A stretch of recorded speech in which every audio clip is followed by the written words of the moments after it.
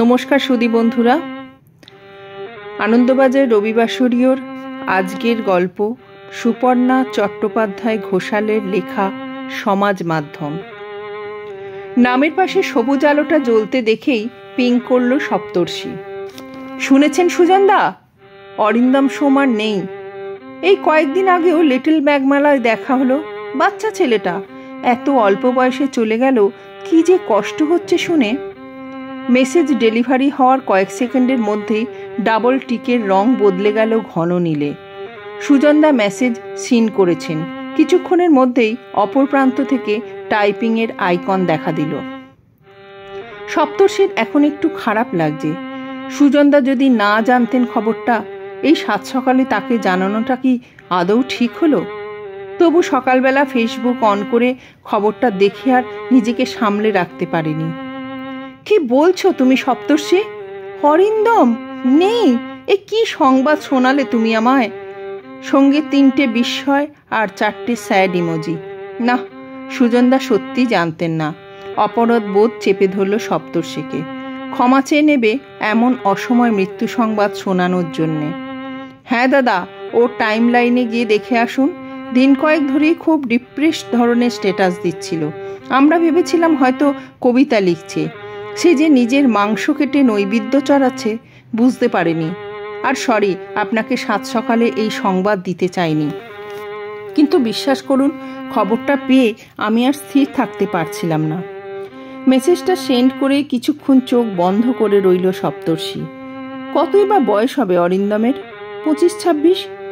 বাচ্চা ছেলেগুলোর যেদিন দিন দিন কি হচ্ছে, এত ডিপ্রেশন কোথা থেকে আসে তাদের? কি ভালো কবিতা লিখত ছেলেটা।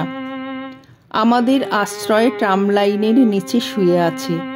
কতকাল সেখানে নক্ষত্রবিথির গর্ভধারণ হয় না। অকস্মাৎ এই বিবর্ণ দেশে অনাথা তামসী নৃত্য করে হা হা হা হা। ইদানিং শালিকের খঞ্জনের ছিন্ন পক্ষ দেখা দেয় বাতিল শহরে। কবি, আত্মহত্যা ছাড়া কি মোক্ষের পথ ছিল না? সপ্তর্ষির মতো আরও বহু মানুষ ভেবেছিল বুঝি জীবনানন্দকে উৎসর্গ করে লিখেছে। সুজনদা লেখেন, শক্ত হও সপ্তর্ষি, আমিও কথাটা শোনাই স্তক, নিঃশ্বাস নিতে পারছি না। এ কি নিদারুণ সংবাদ! একটু নিরবচ্ছিন্ন শান্তি চাই, সামান্য অন্ধকার চাই। আমার সন্তানের বয়স অরিন্দমের কাছাকাছি। ওর বয়সে আমিও কবি হিসাবে স্বীকৃতি পাইনি, তবু লড়াই চালিয়ে গিয়েছি দাঁতে দাঁত চেপে। সপ্তর্ষি, একদিন দেখা করো। এখন কিছুই ভালো লাগছে না। ঘর অন্ধকার করে একটু শুয়ে থাকতে চাই। আমার ইন্দ্রিয়গুলো কোনো প্রতিক্রিয়া করতে পারছে না। সমস্ত কিছুই বড় বিবশ ঠেকছে সপ্তর্ষি।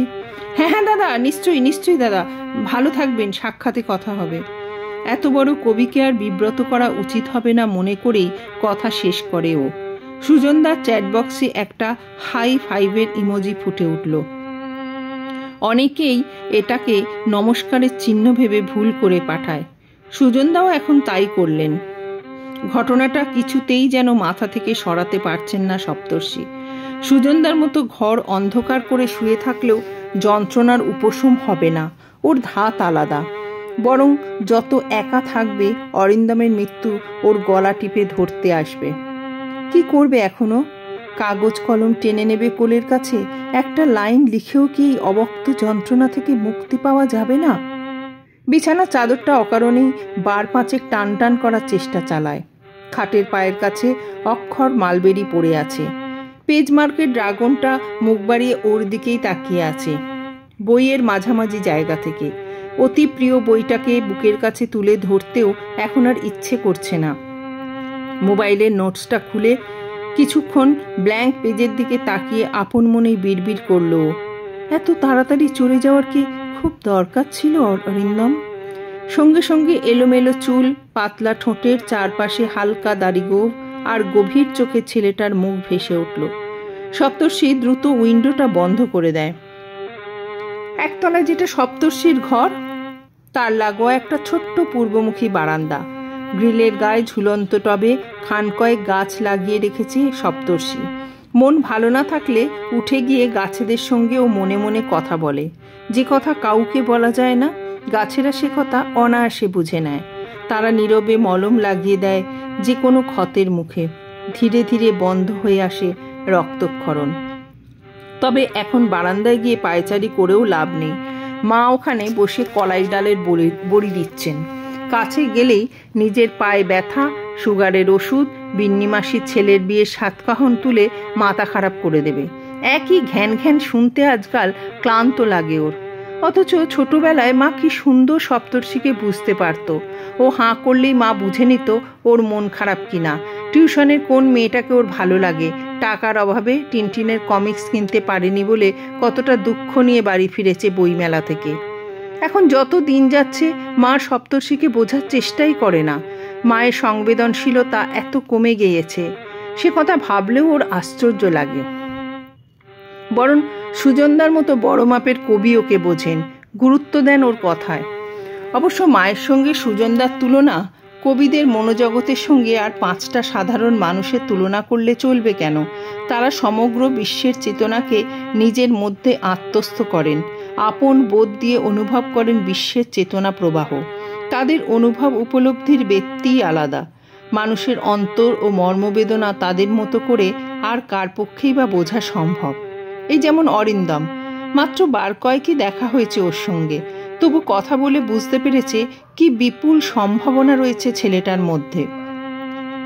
মুহূর্তের মধ্যে নিজেকে শুধরে নিল সপ্তর্ষি। রয়েছে নয়, ছিল। বুক থেকে একটা দীর্ঘশ্বাস বেরিয়ে আসে। মানুষ কত তাড়াতাড়ি পাস্ট টেন্সে বদলে যায়। মোবাইলটা বিছানা থেকে তুলে নিয়ে আবার লক প্যাটার্নের নির্দিষ্ট গতিতে আঙুল বুলিয়ে আনলক করেও। অদ্ভুত এই প্যাটার্নও। হয় যেভাবে চলতে বলা হয়েছে সেভাবে চলো, না হলে তোমার জন্য খুলে যাবে জীবনের দরজা, নয়তো রেড সিগন্যাল দেখিয়ে বলবে ফেল ফেল, তুমি পারলে না ঠিক রাস্তায় হাঁটতে, তোমার জন্য জীবনের সব দরজাই বন্ধ। অরিন্দমও কি এইভাবেই ভাবছিল ইদানিং? ফেসবুকের পেজটা খোলা ছিল বলে প্রথমেই ওর নিজের নিউজ ফিড ভেসে উঠল মোবাইলের স্ক্রিনে। চন্দ্রিমাদি একজন অপরিচিত লেখক। তিনি 20 মিনিট আগে পোস্ট দিয়েছেন, এই 7 সকাল থেকেই 42 ডিগ্রি, তাই টপ ফ্লোরে থাকি। কেউ যদি মাথায় ভাতের হাঁড়ি চাপাতে চান চলে আসুন, গ্যাসের খরচ বেঁচে যাবে। পোস্টের মাথার ওপরে লেখা সুজনদা এটায় কমেন্ট করেছেন। নিশ্চয়ই চন্দ্রিমাদিকে অরিন্দমের খবরটা জানিয়েছেন। পোস্ট দেখেই বোঝা যাচ্ছে চন্দ্রিমাদি এখনো শোনেননি। শুনলে এমন খিল্লির পোস্ট করতেন না।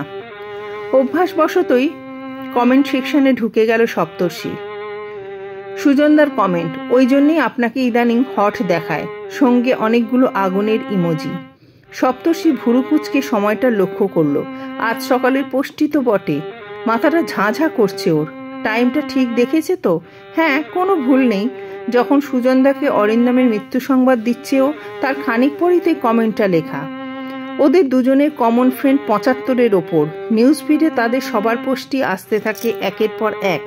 আর সুজনদাকে ফেভারিট লিস্টে রাখা আছে বলে তিনি কোথায় কি কমেন্ট করছেন, লাইক করছেন, সব সব সব ভেসে আসে সপ্তর্ষির নিউজ ফিডে সবার আগে। এতটা না এলেই হয়তো পারত।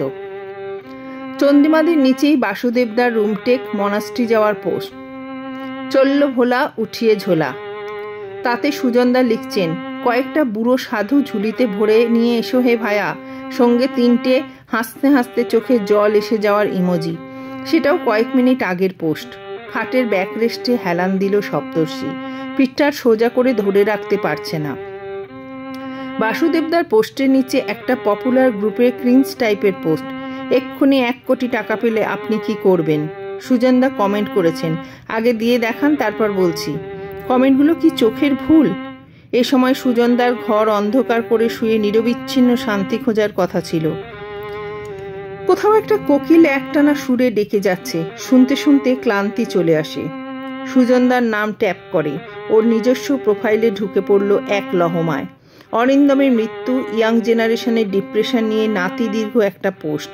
সবার শেষে তিনি লিখছেন, কেউ যখনই একা বোধ করবে, ইচ্ছা করবে কারোর সঙ্গে কথা বলতে, কারোর সঙ্গ চাইবে, যেন নির্দ্বিধায় সুজনদার সঙ্গে যোগাযোগ করে। সপ্তর্ষি বেরিয়ে আসে ওর প্রোফাইল থেকে। সময় মিলিয়ে নেয় আরও একটা পোস্টের কমেন্টের। টলিউডের বিখ্যাত অভিনেত্রী আরাত্রিকা মুখোপাধ্যায় ক্লিভেজ দেখানো পোস্ট। এখন 29, জানি না 69 হলে এই সৌন্দর্য ধরে রাখতে পারবো কিনা। সুজনদা লিখেছেন 69 বড়ই অশ্লীল সংখ্যা, মেক ইট 80। চোখ মারার ইমোজিটা সপ্তর্ষির চোখ এড়ায় না। সুজনদা নিজের টাইমলাইনে পোস্ট করা অব্যবহিত পরেই এই কমেন্ট। সপ্তর্ষির অজানাতেই একটা হাহাকার বেরিয়ে এলো মুখ থেকে। চোখ বন্ধ হয়ে গেল নিজে থেকেই। কোকিলের ডাকটা ক্রমশ বিরক্তিকর হয়ে উঠছে। পাশের বাড়ির বাচ্চাটা টিভিতে গাঁক গাঁক করে কার্টুন চ্যানেল চালিয়ে রেখেছে। কলাইয়ের ডালের গন্ধটা যে কি বিচ্ছিরি, বড়িগুলো বারান্দায় না দিলেই হচ্ছিল না মায়ের। ঘরটা কি অদ্ভুত রকমের অন্ধকার আর স্যাঁতস্যাঁতে হয়ে যাচ্ছে দিনকে দিন। বাবা নোট সোনা, কখন ঘুমিয়ে পড়েছিল খেয়াল নেই। মাথায় নরম হাতের ছোঁয়া পেতেই ধর্মড়িয়ে উঠে বসল সপ্তর্ষি। মা এসে দাঁড়িয়েছে কাছে। গা থেকে কলাই ডালের গন্ধ উঠছে মায়ের। আঁচলে হলুদের ছোপ। কিছুক্ষণের জন্য ওর মনে পড়ল না কেন এই রকম অদ্ভুতভাবে বসে বসেই ঘুমিয়ে পড়েছিল। তারপর একে একে ফিরে আসে অরিন্দমের মৃত্যুর কথা, সুজনদার কমেন্টগুলো, স্মৃতি। উফ, গুছিয়ে বসতে গিয়ে সামান্য কোকিয়ে উঠল ও। আপদের মাইগ্রেনটা জানান দিচ্ছে। আয়, কোলে মাথা রেখে শো, আমি মাথা টিপে দিচ্ছি। সব ঠিক হয়ে যাবে বাবু, সব ঠিক হয়ে যাবে। মা তো কিছুই জানে না, তবু কেমন অন্তর্যামীর মতো সপ্তর্ষিকে টেনে নিচ্ছে নিজের কোলে। চুলের জঙ্গল থেকে মায়ের শীর্ণ আঙুলগুলো ওর কপালে নেমে আসে, যেভাবে ভগীরথীর ইশারায় নেমে এসেছিল অমৃত প্রবাহিনী সুরধ্বনি। মা, তোমার পায়ের ব্যথা কেমন আছে? অনেকদিন পরে সপ্তর্ষি নিজে থেকে মায়ের শরীরের খবর নিল। আঙুলগুলো একবার থমকে গিয়েই আবার কপালের রগ বরাবর চলতে শুরু করেছে। মা মনে মনে কি বলে আজকাল ও নিজেও শুনতে পায় না। বারান্দা থেকে টপকে বিছানায় এসে রোদ পড়েছে সপ্তর্ষির পায়ের বুড়ো আঙুলে। ঘরটাকে কই এখন আর তেমন স্যাঁতস্যাঁতে লাগছে না তো। মায়ের কোলে মুখটা গুজে সপ্তর্ষি পড়ে থাকে। নমস্কার, ধন্যবাদ।